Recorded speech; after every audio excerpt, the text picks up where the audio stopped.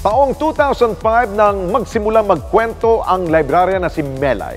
At ang hilig niyang ito, naging daan upang siya ay mapabilang sa ating pambansang aklatan. At mula noon, hindi na lamang sa National Library nakakulong ang kanyang mga tinig, ngunit maging sa iba't ibang lugar sa Maynila kung saan nagbabasa siya at nagkukwento sa mga bata. Kung bakit ito ang napili niyang gawin, ito po ang ating pong silipin.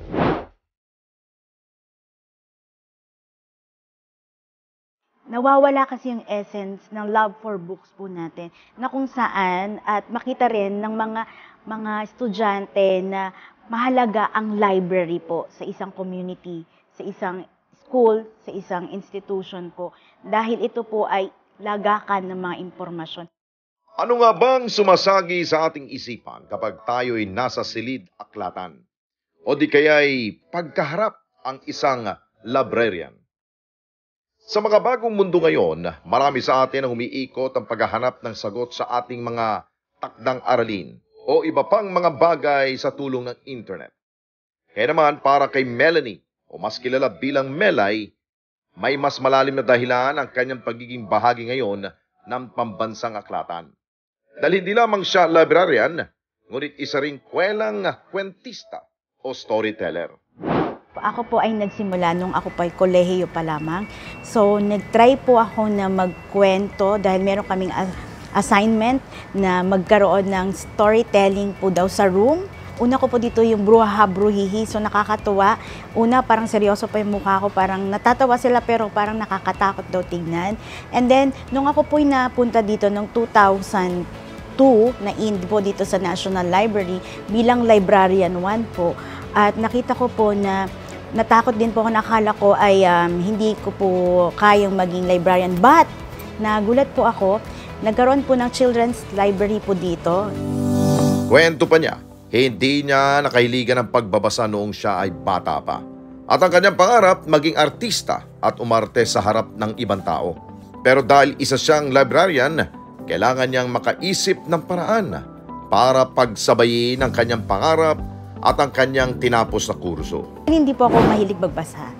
Pero ewan ko bakit na librarian ang pinili ko. Start po ako na magkwento dito sa National Library of the Philippines sa Children's Section. So ginamitan ko siya ng mga making face and then pagpapatawa, pag-iiba ng boses. Sabi ko, siguro ito na talaga yung pagiging artista ba? Pwede ba? So pwede ko ba ditong gawin?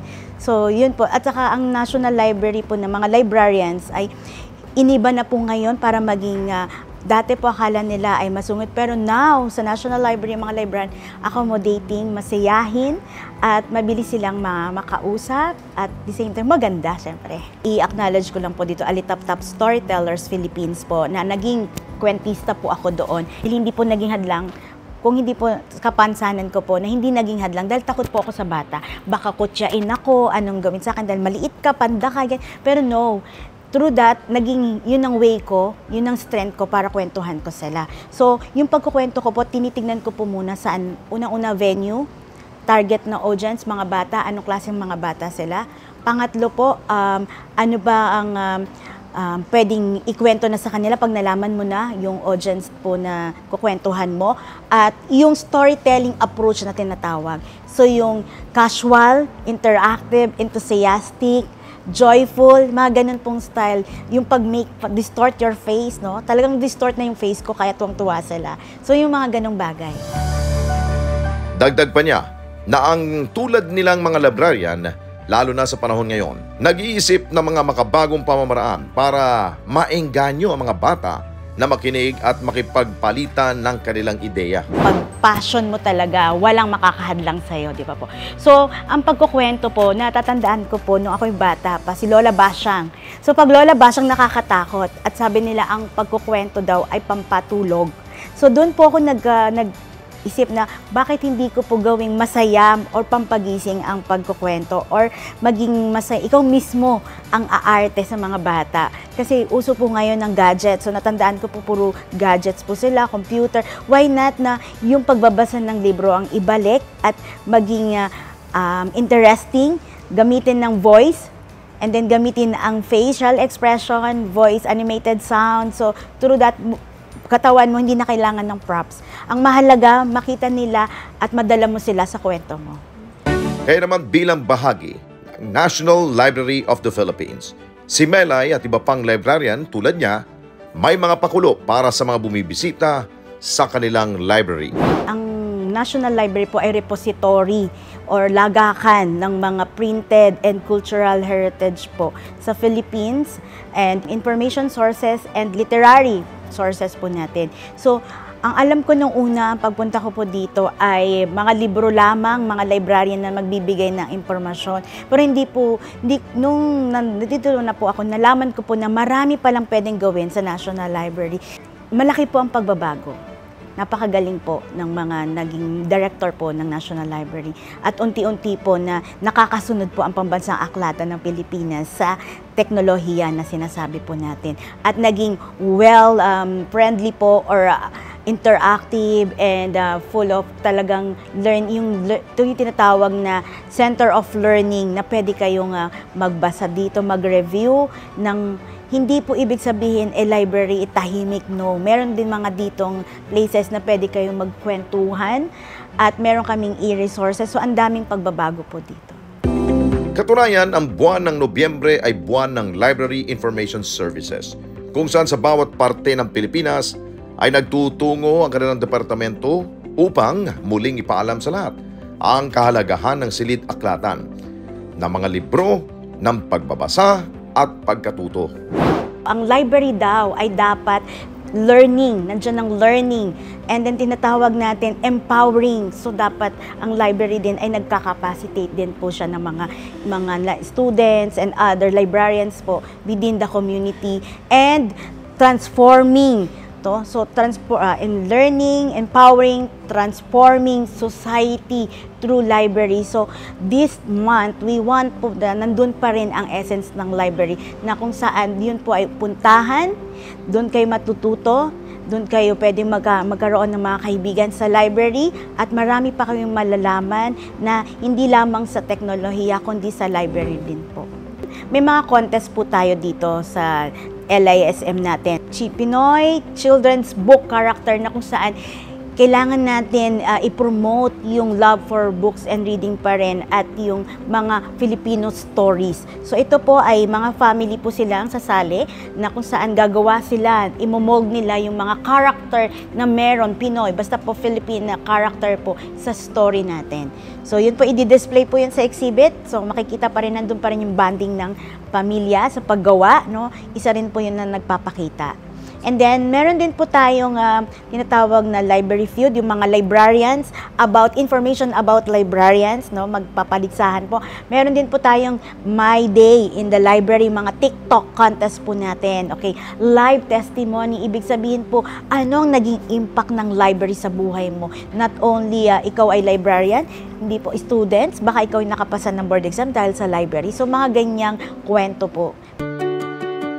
At bagamat abala sa kanyang trabaho bilang librarian, si Melay hindi nakakalimutang bumalik sa pinagmulan niyang hilig, ang pagkwento sa mga bata. Anya, napakasarap sa pakiramdam ang magbahagi ng kwento at marinig ang pagbabagong nagawa nito sa kanyang mga nakakausap. Malaki po yung pinagbago malaki yung naitulong ng pagkukwento, yung malikhaing pagkukwento na sabi ko po.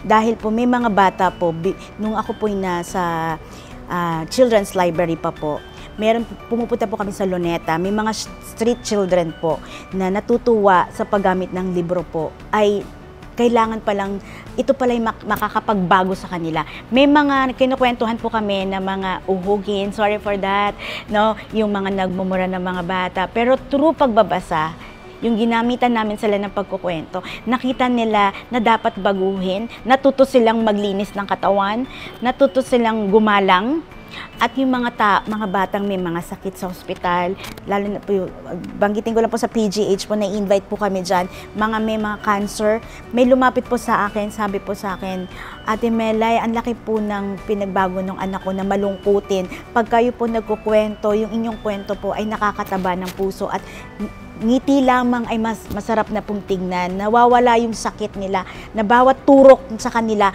kapag nagkwento ka sa kanila, yung ngiti ay nawawala yung lungkot. Kahit sa sandaling oras, napakita po ninyo na maging masaya sila sa kabila ng kanilang sitwasyon.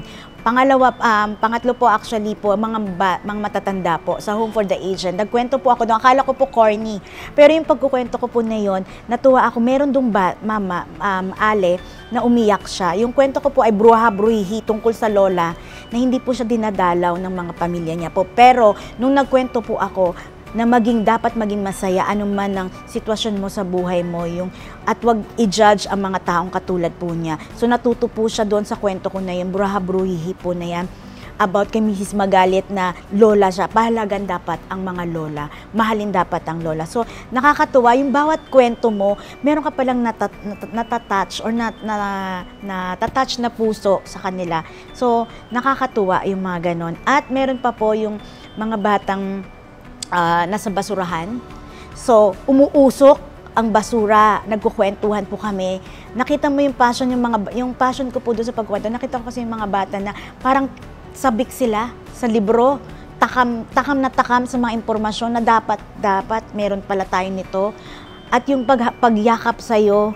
So yung mga ganun, napakasarap pong, kahit wala pong kapalit na anuman, yung makita mo silang nag-e-enjoy sila sa pagkukwento po, malaking bagay na po yun. Nakita mo yung ngiti nila eh. Minsan may umiiyak pa na, salamat, nakarinig ako ng kwentong ganyan, salamat sa libro, salamat sa iyo Ate Melay. So ang laking bagay po nung nakakataba ng puso yung mga ganun po, na may naitutulong ka pala sa mga bata, kahit ganyan lang ikaw nagkukwento.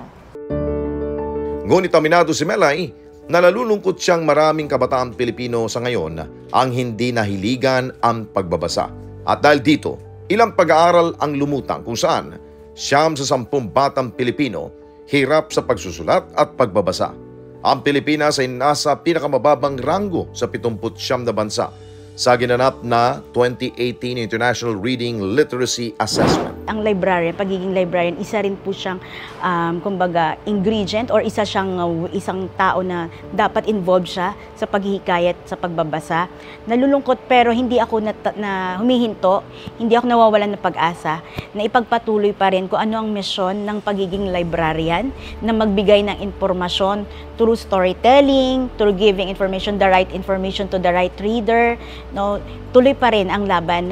Ang ginagawa po namin dito sa National Library, nagpo-promote kami through social media, ano yung mga collections na pwede nilang basahin dito sa National Library na hindi makikita sa mga gadgets or sa technology talaga. Ibang-ibang amoy ng mga libro. Iba pa rin yung babalik ka talaga sa libro na amoyin mo kasi lahat naman ng information sa internet ay galing naman yan sa libro. So, mahalagang ibalik natin ang libro, ang pagbabasa. Ang tip ko lang po sa mga parents, sa mga katulad pong librarians na may mga anak at sabay pa pang estudyante, magbigay ng oras sa pagbabasa. Dahil ang pagbabasa, dadalhin ka kung saan ka mo gusto. Kung hindi ka pa nakakapunta sa lugar na yun at nagbasa ka ng libro tungkol sa lugar na kung gusto mong puntahan, parang nagpunta ka na. At palalawakin niya ang iyong kaalaman, bibigyan ka niya ng mga bagong salita, bagong words na makakatulong sa iyong pagkahubog sa iyong sarili. At ang pagbabasa din ang nagiging sikreto para tayo ay maging matalino, minsan pag malungkot ka, magbasa ka lang. Maiiba yung iyong utak, maiibang iyong mind na may pag-asa pala sa pagbabasa. Ang bawat kwento sa libro laging may pabaong aral.